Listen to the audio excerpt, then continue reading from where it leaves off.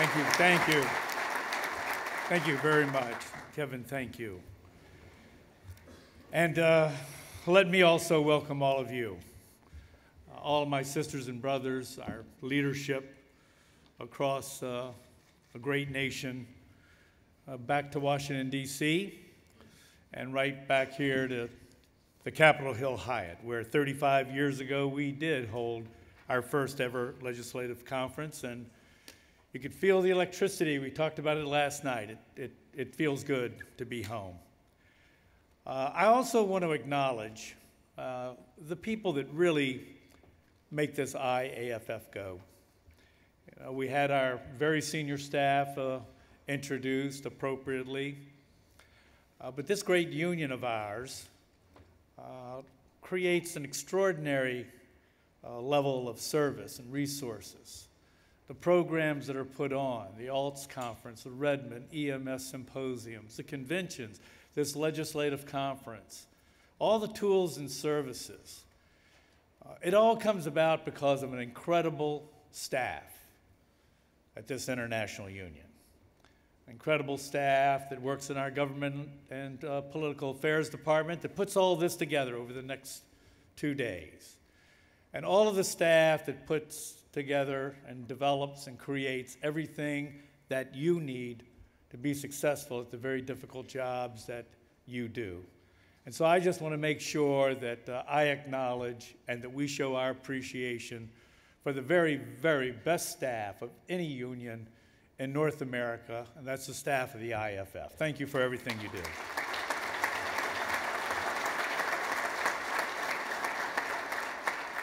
Well, let me begin my remarks by setting the stage of why this week is so very important.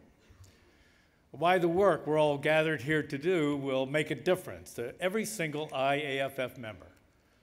The 300,000 firefighters, paramedics, EMS professionals that we are privileged to represent across our great country. I want to make sure that everyone in this hall and all of our leadership and members who are right now watching our activities and will be doing so over the next 2 days through our live webcast have a clear picture of the context of the status of our efforts and the challenges under which we are all operating right now. And as most of you know, as is my style, I'm going to be very direct about this. But what is uncommon for me is I'm going to try and capture the environment our members live and work in one single phrase. Simply put, our profession, our members' future, and the very existence of this union movement in this country is at stake. The continued success of our union, this great IAFF of ours, is being tested not like never before in my career as a firefighter or union leader. This is a critical moment in our history. And this moment isn't something that just started happening overnight. In fact, at your state conventions, and many of you have probably heard me talk about the coordinated, systematic, mean-spirited, highly funded, targeted attacks that are being waged against us and our members. So it's important to make sure that we're clear about why the work this union does here in Washington, D.C., up on Capitol Hill. Why having all of these lawmakers address you today? Why having so many of the voices who are likely to be seeking the highest office in the land address us tomorrow at our presidential forum? And why all of you have understood the importance of coming to this nation's capital? Why is it as critical as it's ever been before? We need to clearly understand what we're up against and what we must do to secure the future of our members, their safety on the job, their rights at work, their pay, benefits, retirements, and to continue to make sure that the public's safety and our homeland's security stays strong. To paint that picture in clear terms, we all need to think back to not that long ago, when workers were members of unions in large numbers, when the entire labor movement held a strong percentage of workers in virtually every trade, sector, and industry. Following World War II, through the 1950s, 60s, and 70s, when American workers built our great society, a great middle class, a prosperous working class, where the American dream was no longer a dream, but became a reality, where workers were truly valued, and the pay and benefits for one's labor was held in high respect. There was dignity for your skills, pride in your job, and where if you worked hard, worked smart, you could own your own home, and you could put your kids through college and have a healthy, happy retirement after a career spent laboring on behalf of your country or your company. It was a time when that strong middle class contributed to the highest growth period of the standard of living for the overwhelming majority of Americans that this great nation has ever seen. And it was a time when the buying power of the nation's workforce enabled and created a period of tremendous growth for corporate America, and our economy expanded beyond everyone's wildest dreams, and it became the envy of the world. Everyone from Wall Street to corporate executives to line supervisors to hourly and salaried workers, right down to the lowest skilled jobs, they all benefited. It was truly the embodiment of the rising tide lifts all the boats. Now we fast forward to today. Union density is down at its lowest levels since the 1920s. Wages have been stagnant for the overwhelming majority of people who work for a living in this country, yet the cost of living has continued to increase. The once dominant and successful middle class is shrinking fast, falling further down the rungs of the ladder of success. Millions of workers are putting in full-time hours but falling short of a living wage, and millions more are making poverty-level wage. Tens of millions of this great country's citizens need public assistance just to put food on the table, a roof over their heads, just trying to make ends meet. But today, corporate CEOs, financiers, and Wall Street tycoons continue to make more and more money, and they make it at nothing less than grossly obscene levels. We have now a massive income gap where the spread between the wealthy and the workers is larger than it's been since the early part of the last century. A disparity that is threatening the very foundation of the great economy of the United States of America, that workers and management built together. And all of what we are seeing and experiencing, to me, is simply history repeating itself. It's reminiscent of 100 years ago, before union power gave workers the ability to change their lives for the better. We've now gone back to a time when a few robber baron families, the Carnegies, the Mellons, the Rockefellers, the Morgans, the Goulds, the Vanderbilts, and the Flaglers all had massive fortunes. They wielded all of the real power in this country while workers got virtually nothing. And now, 100 years later, while we live in a time of great advances in technology, medicine, science, and communications, we read the news every single day how today's mega-rich billionaires, the Koch brothers, the Murdochs, the Ricketts, the Adelsons, the Trumps, the Pews, and Arnolds, use their incredible fortunes to try to turn the clock back to a previous time, to eliminate unions, to keep workers down, to deny them a right to organize and have some say in their future, just so they can get more. And it's so much worse than just pure greed. It isn't good enough for them to have the mammoth yachts and private jets, sprawling mansions and villas and huge estates all over the world. For so many of those that have more than they could spend in 100 lifetimes, they seem only satisfied if they can destroy you, destroy us. They regularly spend their riches, not necessarily to do good, but to make sure a worker, like all of those that are riding those rigs out there 24/7, after a career of service to their communities, have no retirement security at all. They've taken a nation's success built on the sweat and blood of labor, where unions created opportunities and a better way of life, like pensions, health benefits, child labor laws, health and safety protections, workers' rights, laws to provide for overtime pay and to protect our work weeks for everyone. No, these new robber barons are trying to shatter that foundation. They've attempted to change the paradigm from a time when everyone celebrated unions that improved a worker's lot in life, where building on each other's success was noble. It provided positive motivations for others to set their goals, to achieve that same success for workers and themselves. We were proud to say, if someone has something a little bit better, then I want to have a chance to have that too.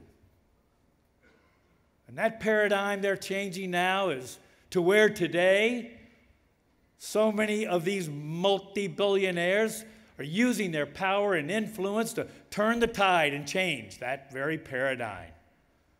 They spend unseemly amounts of money to convince the masses that if someone has a better retirement, a better contract, better benefits than you do, then here's a solution. Let's take theirs away from them. Just look at the incredible announcement from Charles and David Koch. Back in January, they led a conference and announced that for the 2016 election cycle, they plan to spend $889 million. $889 million.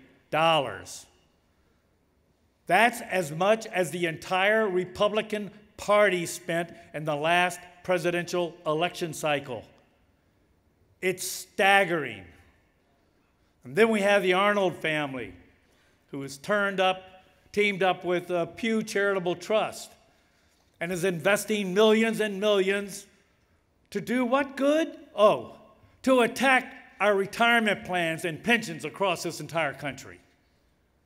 Just in Phoenix alone, last year, they decided to spend $1.4 million in an attempt to destroy our members' retirement systems through a ballot measure, by telling other workers that since you may not have a pension, why should these public employees have a pension?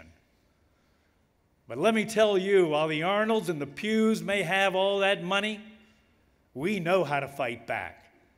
And with the brains and the strategic plan Local 493 put together, and the online television and ad buys our E18 media production and studios produced in a team effort with the local, together, we not only defeated their attack, we kicked their ass, getting better than 57% of the voters to support for our members and protect their retirement systems.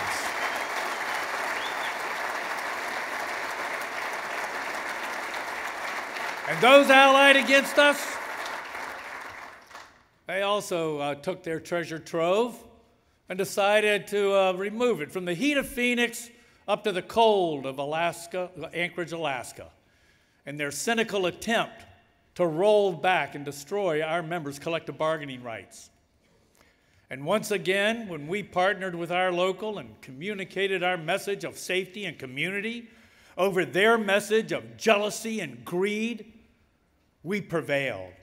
Our local worked so hard. The local's multimedia and strategic plan took the day. And the voters said hell no to the message of the Alex, the Pews, and the Arnolds of the world. And 54% of Anchorage's citizens voted to protect our members' bargaining rights. We can win. We do know how to fight back.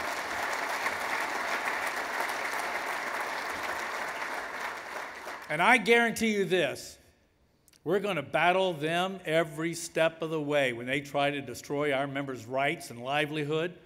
And this IAFF of ours will keep on fighting in every single community where they come after us. But let's be honest. Quite literally, their investment is intended to lower the tide for all of our boats, and they're winning their share of these battles too.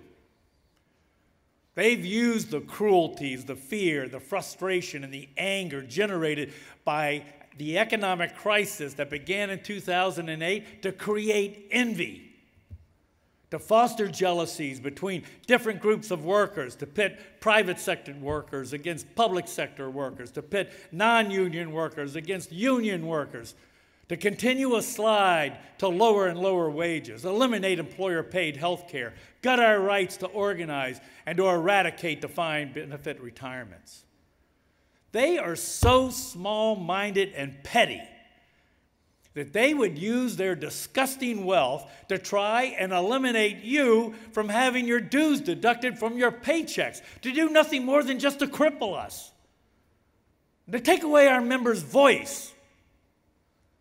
Simply put, they've launched an attack on our way of life, on the great society that workers built, on the successful profession of our members and that we built.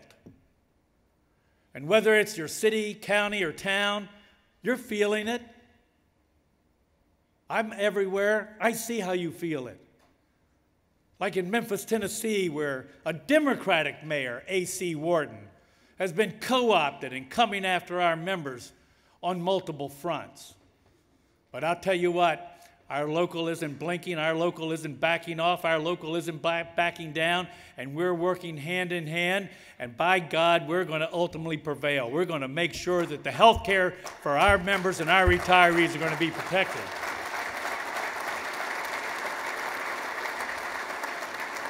All of you know what I'm talking about. So many of you and our affiliates, you are feeling it. You're still facing Alex bills from state houses and communities across the nation, from New Jersey to Florida to Maine to Kentucky to Washington to Arizona, and the list goes on. We're still dealing with governors who are coming after us with all they have, like Walker, Christie, Snyder, Haley, LePage, Scott, and now Rauner. We feel it, you feel it, we see it. We know there are forces out there committed to launching more and more of their all-out, insidious, cynical assaults on us. But if you think they've forgotten about the federal government level, you're sorely mistaken. And that's why we are all here this week. When we're facing so much at the state and the local levels, the attacks being launched at us right here in Washington, D.C., and the 114th Congress right up on that Capitol Hill could set our members back more than 50 years. And while we're positioned better than any union in this country to work with this Congress, our task is daunting because, let's be honest, in the last elections last fall, in the U.S. Senate, we lost a worker majority. The House of Representatives has the largest GOP majority than it's had since 1928. How were workers and unions doing back then? The glaring truth, in this past election cycle, at the top of the ticket, governors, state legislative bodies, U.S. Senate, and Congress, we got our ass handed to us. You did a credible job. We worked hard. Blame it on the wave. But it is what it is, and that's the challenge ahead of us. And as we begin to advocate for our members in this Congress, we have Speaker Boehner, a moderate conservative whom this union has a decent relationship with, challenged by the Tea Party arm of his own caucus, making it tough to get good bills passed while some crazy legislation seems to fly through that body instantaneously. And in the Senate, Republicans hold the power now with Majority Leader McConnell in charge, along with the changes of the chairs on so many of the very important committees that impact our union and our members' lives. With that new control structure, while there are some issues we will pursue, this isn't like the previous times when we were completely on the offense. Working to pass collective bargaining, passing helps, and the PSOB and FLSA overtime regulations, creating and then increasing the SAFER Act and the FIRE Act, funding, ensuring that presumptive coverage for all of the terrible cancers, heart, lung, and infectious diseases that ravage our members' bodies because of a career of exposures are being able to be provided. Yes, we will always be looking to advance our agenda, working for some wins. Like we're going to continue to maintain the SAFER funding and hopefully increase it.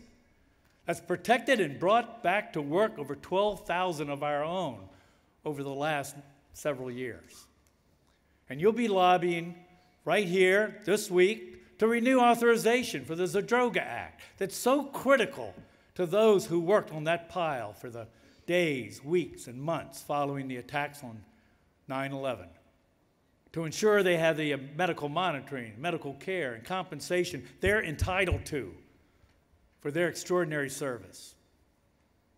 We'll take Resolution 34 from our last convention on toxic flame retardants, and we'll push for good federal legislation to reduce toxic exposures for our members.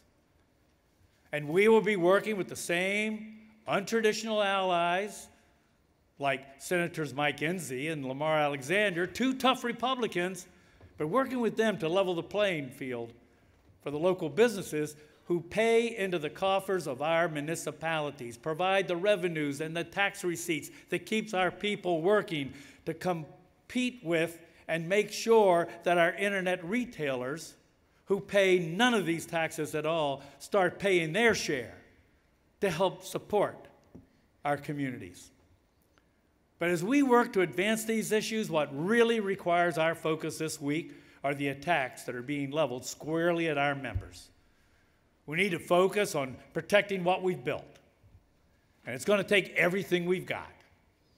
Because Senator Orrin Hatch, now the chair of the Senate Finance Committee, is pushing a bill to simply end public sector defined benefit plans, which would also destroy death and disability benefits for our members and their families and replace them with insurance annuities. And because the president let us down during the debate over the Affordable Care Act, even though we were very vocal at the time about the sinister and debilitating so-called Cadillac tax, the costly reality from that terrible provision is slated to hit our members and their insurance plans in 2018. So we've got our work laid out for us. And we have to lay the groundwork right now for killing that provision before it goes into effect. And if we all do our work, that's what you'll be able to do. We are ultimately going to prevail and get rid of that Cadillac tax.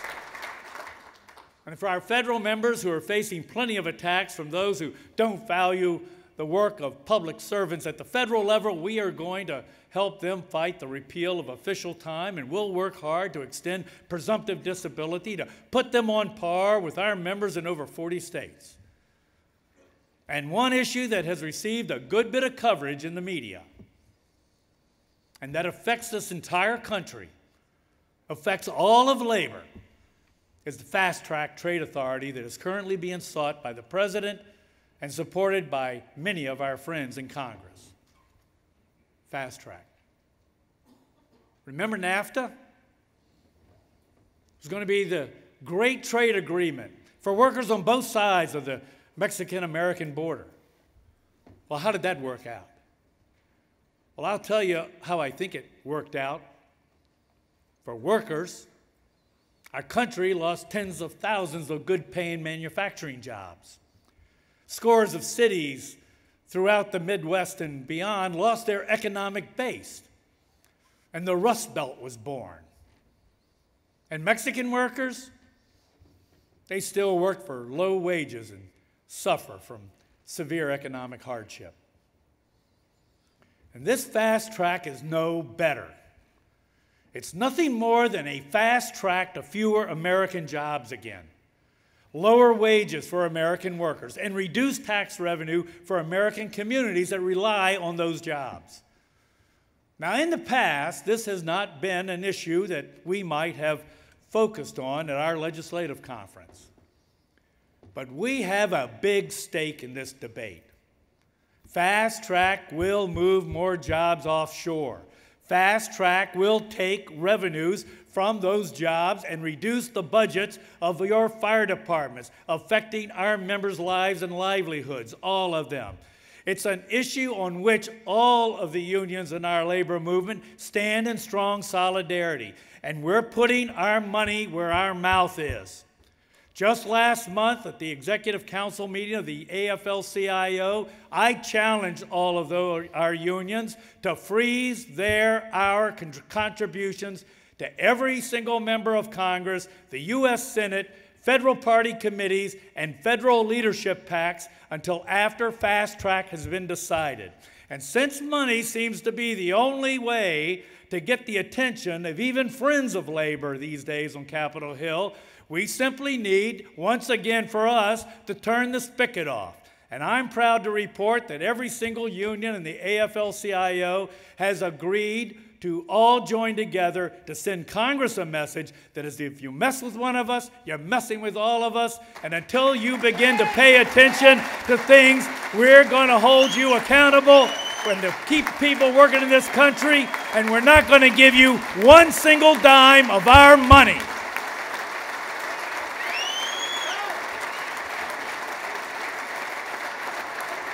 Now, I'm confident that every single union that's committed to this will follow through. But I can absolutely assure you that this union, this IAFF, they can all take that promise to the bank, because we are turning our spigot off again, not a dime, until Fast Track is killed.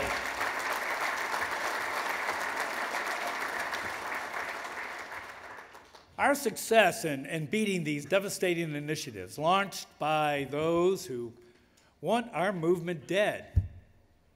I know those are strong words.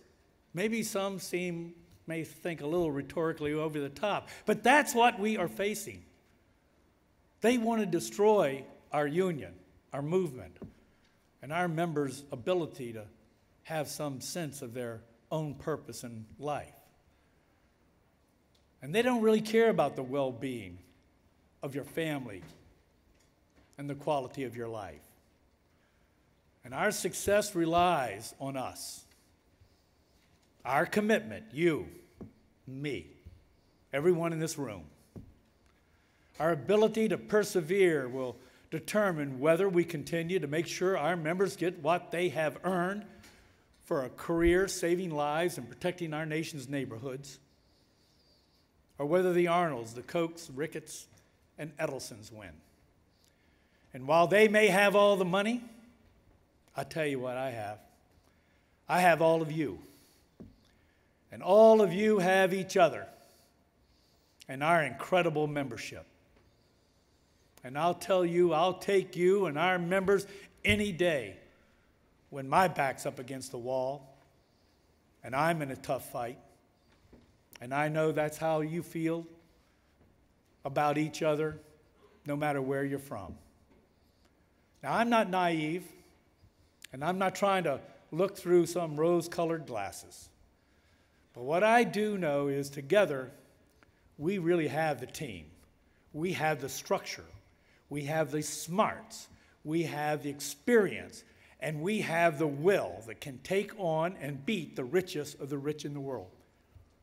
And I know together we will win because we have no other choice.